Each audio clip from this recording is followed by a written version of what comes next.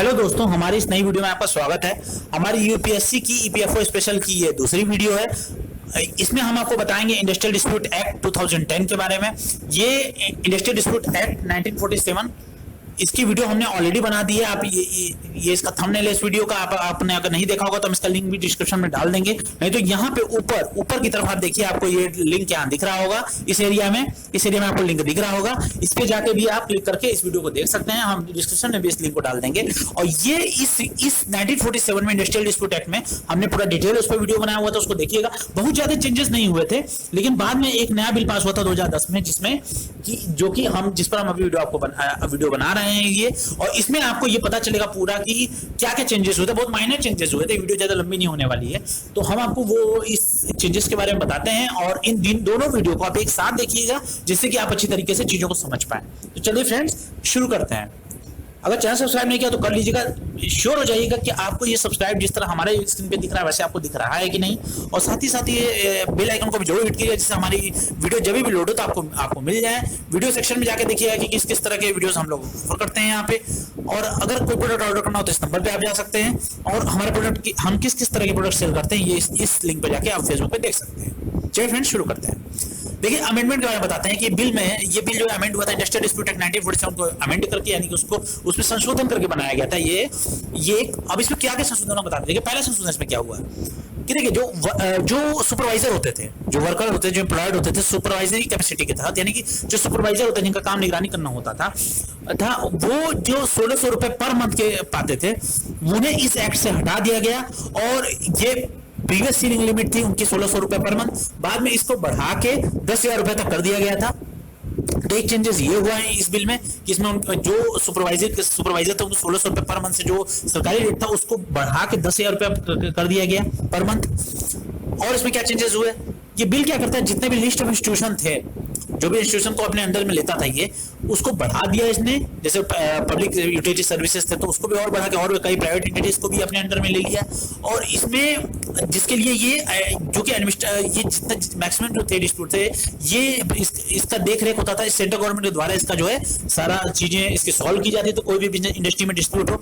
और इसमें इसने लिस्ट ऑफ इंस्टीट्यूशन को एक्सपेंड किया था, उसमें इसने 4 चीजों को इंक्लूड किया था। पहला क्या था कि वो कंपनी जिसकी 51% से ज्यादा शेयर सेंट्रल गवर्नमेंट के पास है, तो वो कंपनी इसमें ऐड कर लिया। इस इंडस्ट्रियल डिस्प्यूट के जो एक्ट था उसके अंदर ऐड कर लिया। वो सारे इंडस्ट्रियल डिस्प्यूट एक्ट के जो भी नियम कानून है वो सारे ऐसी कंपनियों पर लगेंगे जिनकी 51% से ज्यादा शेयर, जैसे मान लिया LIC है, तो LIC 51% ज्यादा शेयर है गवर्नमेंट, सेंट्रल गवर्नमेंट के पास। तो ये 51% ज्यादा शेयर है, तो ये LIC को भी उसने अपने अंडर में ले लिया। साथ ही जो ऑटोनॉमस बॉडी थी, जो स्वायत्त संस्था थी, जो कि सेंट्रल गवर्नमेंट खुद में कंट्रोल करती थी, उसको अंडर में ले लिया। उसके बाद तीसरा जो था, जो सेंट्रल पब्लिक सेक्टर था, अंडरटेकिंग था, जैसे बैंक वगैरह, उसको अपने अंडर में ले लिया। उनके सब्सिडरी, उनके अंडर में जितने काम करने वाले चीजें थी, वो भारत सरकार के जितने उपक्रम थे उनको अपने अंडर में ले लिया। और जो कॉर्पोरेशन होते थे, जो कि पार्लियामेंट सेट करता था एक कानून पास करके, उसको भी इसने अपने अंडर में ले लिया। तो इस बिल में क्या हुआ, कौन से लिस्ट ऑफ इंस्टीट्यूशन बढ़ा दिया इसने, 4 कैटेगरी में इसने लिस्ट ऑफ इंस्टीट्यूशन को बढ़ाया। पहला उसने क्या किया कि जो कंपनी जिसके 51% ज्यादा शेयर सेंट्रल गवर्नमेंट के पास थे, उस कंपनी को industrial dispute act ID act के अंतर्गत ले आया। उसके बाद जो ऑटोनॉमस बॉडी थी, जो कि सेंट्रल गवर्नमेंट कंट्रोल करती थी, उसको भी ले लिया अपने अंडर में। उस पर भी सारे नियम कानून लगाने लगा ID एक्ट के। और सेंट्रल पब्लिक सेक्टर अंडरटेकिंग और उनके जितने सब्सिडरी थे, जैसे बैंक वगैरह, उसको भी इसने अपने अंडर में लिया। और साथ ही साथ कारपोरेशन जो कि सेटअप किया जाता था लॉ के द्वारा, जो पार्लियामेंट लॉ बना के जो कारपोरेशन सेट करता है, उसको भी इसने अपने अंडर में लिया। तो दूसरा इसमें अमेंडमेंट ये हुआ। तीसरा अमेंडमेंट क्या हुआ, बिल जो है ये स्पेसिफाई कर दिया था कि जो स्टेट गवर्नमेंट है वो अब प्रशासनिक मामलों में दखल अंदाजी कर सकती है। अगर प्रशासनिक कोई डिस्प्यूट है तो उसको दूर कर सकती है। जितने भी स्टेट पब्लिक सेक्टर हैं, अंडरटेकिंग है, उनको लेके, उनकी सब्सिडीज को लेके। और ये जो ये डिस्प्यूट होंगे, ये ऑटोनॉमस बॉडी ऑन जाएगी। ये उन्हीं मामलों में स्टेट गवर्नमेंट जो दखल अंदाजी देगी जो कि ऑटोनॉमस बॉडी है या उनके द्वारा कंट्रोल किए जाते हैं। यानी स्टेट पब्लिक सेक्टर जो कि जितने यूनिट है वो अब स्टेट गवर्नमेंट डायरेक्टली करेगी। पहले स्टेट गवर्नमेंट सेंट्रल गवर्नमेंट दोनों करती थी, अब स्टेट गवर्नमेंट को इसने मतलब प्राइमरी पे रखा। अब क्या इसमें चेंजेस हुए, चौथा क्या अमेंडमेंट हुआ इसमें, इस एक्ट के तहत जो वर्कर्स जो थे, जो कि जिनकी सर्विस जो है टर्मिनेट कर दी गई थी, वो कंप्लेन कर सकते थे गवर्नमेंट को। जो भी उनका केस वगैरह कोर्ट ट्राइब्यूनल में चलता था, उससे जो भी आता जिससे उन्हें टर्मिनेट कर दिया जाता था, जो भी रिजल्ट आता था, तो ये एक्ट के अंदर उसके अंदर कवर हो, ये एक्ट के अंदर वो कवर हो गए। और साथ ही ये बिल अलाउ किया उन वर्कमैन को कि वो डायरेक्टली अप्रोच कर सकते हैं कोर्ट को जब उन्हें इस तरह के कंप्लेन जैसे अगर उनको अपनी कंप्लेन देनी हो तो इस तरह की कंप्लेन आने के बाद 3 महीने के बाद वो डायरेक्टली अप्रोच कर सकते हैं कोर्ट को कि उन्हें टर्मिनेट, मान लीजिए किसी को कोई एम्प्लॉय है उसको कंपनी से मान लीजिए जून 2021 में उसे कंपनी से निकाल दिया गया, तो वो क्या करेगा कि 3 महीने के बाद अगर उसे टर्मिनेट कर दिया गया है तो वो क्या कर सकता है 3 महीने के बाद अपना लेबर कोर्ट या ट्राइब्यूनल में जाकर डायरेक्ट वो अपील कर सकते हैं। यानी जून, जुलाई, अगस्त, सितंबर, यानी अक्टूबर में वो, अगर जून में उसको निकाल दिया गया तो अक्टूबर में दोबारा वो डायरेक्टली अप्रोच कर सकता है कोर्ट को, अपनी बातें रख सकता है। और हाँ, और इसमें एक बात और थी कि ये जो 3 महीना था, 3 महीने यानी कि जब किसी को नौकरी से निकाल दिया जाता है तो उसके 3 महीने से लेके 3 साल के अंदर, 3 महीने से 3 साल के अंदर तक वो अब इस चीज के लिए कंप्लेन कर सकता था कि उसे इस चीज के लिए निकाल दिया, मतलब किसी के साथ कोई कैजुअलिटी हो गया, उसे कंपनी से निकाल दिया गया, किसी का कोई वर्कर का कोई हाथ कट गया और उसे निकाल दिया गया कंपनी से, तो उसी के लिए ये इस पे बहुत ही अच्छा, बहुत ही स्पेशल चीज थी जो बनाया था इन्होंने। और इसमें क्या था कि 3 महीने से लेकर 3 साल तक की एक लिमिट रखी। इस लिमिट के अंतर्गत जो भी नौकरी छोड़ा है वो टर्म जिसे नौकरी से निकाल दिया गया है एम्प्लॉयर के द्वारा, वो कंप्लेंट कर सकता है, डायरेक्ट कोर्ट में जा सकता है।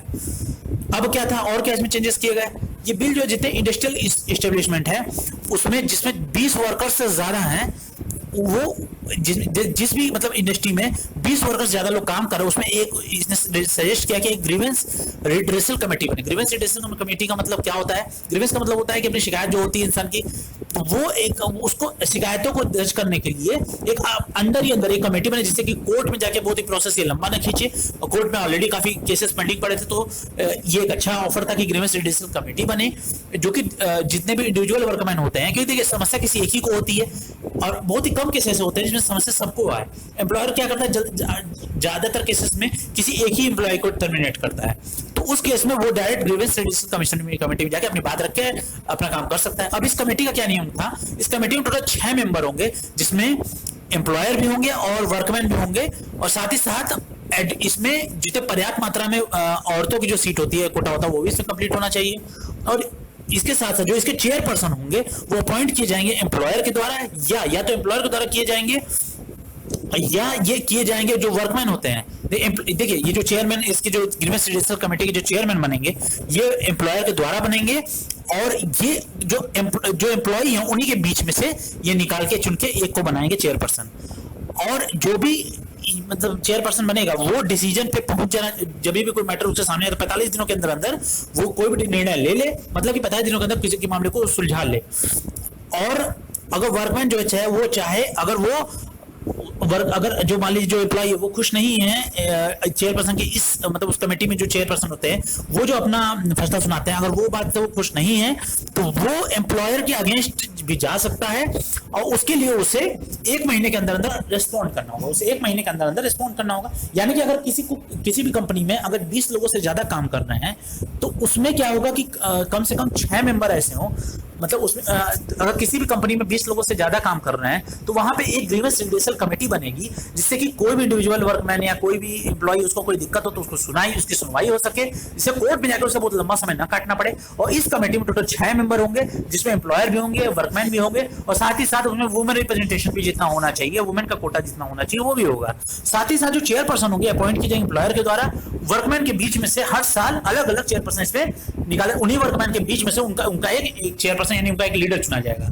और जब भी कोई मैटर उसके पास जाता है तो उसे 45 दिनों के अंदर अंदर उस मैटर को सॉल्व कर लेना है, और उसके पास, और अगर फिर भी अगर जिस एम्प्लॉय के अगर मान लीजिए फिर भी एम्प्लॉय को ये बात पसंद नहीं है, उसके खिलाफ कोई जजमेंट आ जाता है और उसे ही ठीक नहीं लगा, तो वो क्या कर सकता है कि एम्प्लॉयर के अगेंस्ट में वो अपील कर सकता है, और उसके लिए उसे 1 महीने का टाइम मिलेगा रिस्पॉन्ड करने के लिए। एम्प्लॉयर के पास 1 महीने का टाइम होगा कि वो अपना रिस्पॉन्स पे दे सके। तो ये था।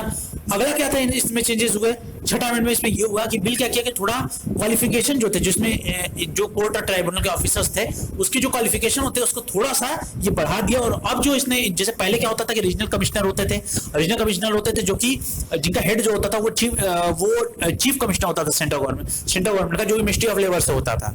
अब क्या हुआ कि डिप्टी चीफ कमिश्नर थे सेंट्रल के या ज्वाइंट कमिश्नर थे जिनके पास लॉ की डिग्री हो और साथ ही साथ 7 साल का एक्सपीरियंस हो लेबर डिपार्टमेंट में, और जिसमें 3 साल कम से कम कंसलेशन ऑफिसर वो रहे हो, 3 साल तक कंसलेशन ऑफिसर के पद पर रहे हो, इसको इसमें ऐड कर दिया गया। और साथ ही साथ इसमें ये भी ऐड किया गया कि कोई भी इसमें जो ऑफिसर होंगे इंडियन लीगल सर्विसेज के ग्रेड 3 के, उनके पास कम से कम 3 साल का एक्सपीरियंस होना चाहिए।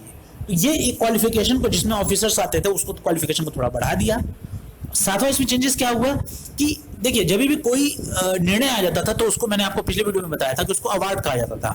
अवार्ड या सेटलमेंट, यानी कि वो मैटर सेटल हो गया और सेटल होने के बाद उसे एक अवार्ड के तौर पे, मतलब एक जजमेंट के तौर पे उसको एक मतलब एग्रीमेंट कॉपी दी जाती थी, इसको अवार्ड कहा जाता था। और साथ ही साथ जिससे कि लेबर कोर्ट, जिससे कि ये वो अवार्ड इस बात का सबूत तक मैटर सॉल्व हो चुका है। तो उसी तरह जितने भी अवार्ड या सेटलमेंट था वो लेबर कोर्ट के द्वारा या ट्राइब्यूनल के द्वारा दिए जाते थे, और इसको एग्जीक्यूट यानी कि इसको देने का काम होता था सिविल कोर्ट का, और जो कि चलता था कोड ऑफ सिविल प्रोसीजर के तहत।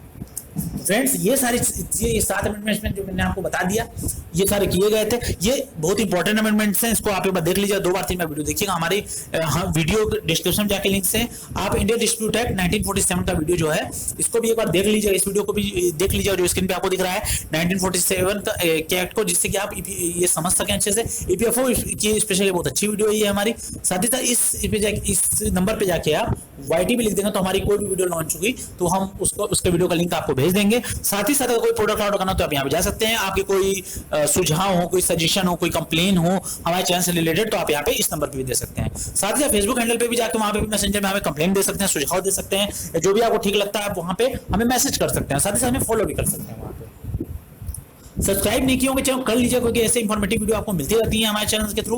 और प्लेलिस्ट में जाकर देखिएगा कि इसमें कौन सी वीडियो आपके काम की है, कि कौन सी प्लेलिस्ट चली जो आपके काफी काम की हो सकती है। तो फ्रेंड्स, अभी तक हमारे साथ इस चैनल पर बने रहने के लिए आपका तहे दिल से धन्यवाद। जय हिंद दोस्तों।